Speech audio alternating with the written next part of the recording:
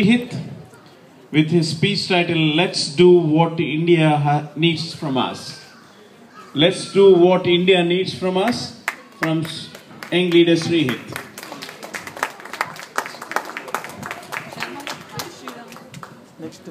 There is only one religion, the religion of love. There is only one caste, the caste of humanity.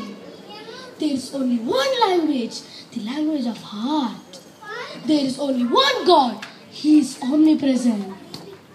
These words are said by a great Indian saint. Respected coordinators, distinguished guests, and my dear fellow young leaders, a pleasant good evening to you all. Good evening. In 3,000 years of our history, people from all over the world have come and invaded us, captured our lands, conquered our minds. From Alexander onwards, the Greeks, the Turks, the Mughals, the Portuguese, the British, the French, the Dutch, all of them have come and looted us, took over what was ours. Yet, we have not done this to any other nation. We have not conquered anyone.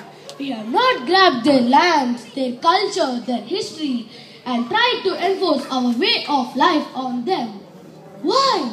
Because we respect the freedom of others. It is this freedom we should protect and build on.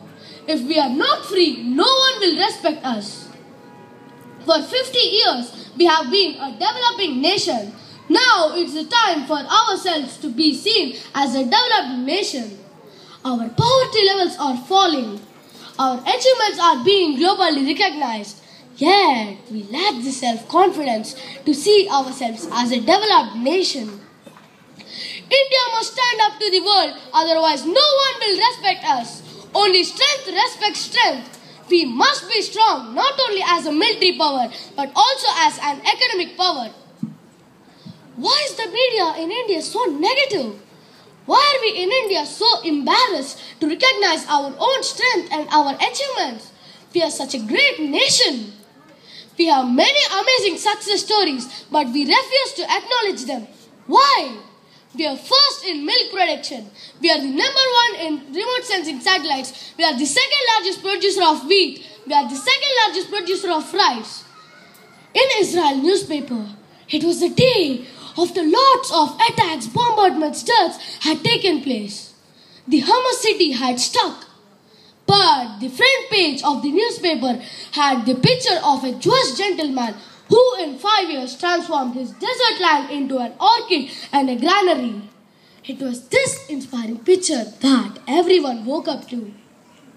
The gory details of killings, deaths, bombardments were inside the newspaper, buried among the other newses.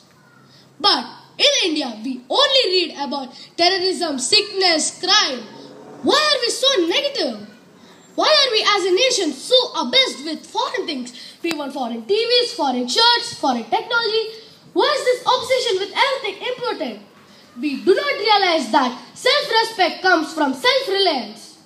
We say that our government is inefficient. We say that our laws are too old. We say that the municipality doesn't pick up the garbage. We say that phones doesn't work. The railways are a joke. The airlines is the worst in the world, and mails never reach their destiny. We say, and say. But what do we do about it? In Singapore, you don't throw cigarette butts on the road or eat in the stores. In America, every dog's owner has to clean up after his dog has done its dog. Same in Japan. But will the Indian citizen do that here? Well, when it comes to us actually making a positive contribution towards the system, we look for a Mr. Clean to come along and work miracles for us. So who is going to change the system? What does the system consist of? Definitely me and you. Everybody is out to abuse and rape the country. No one thinks of feeding the system.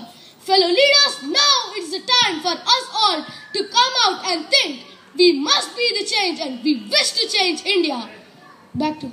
Wow.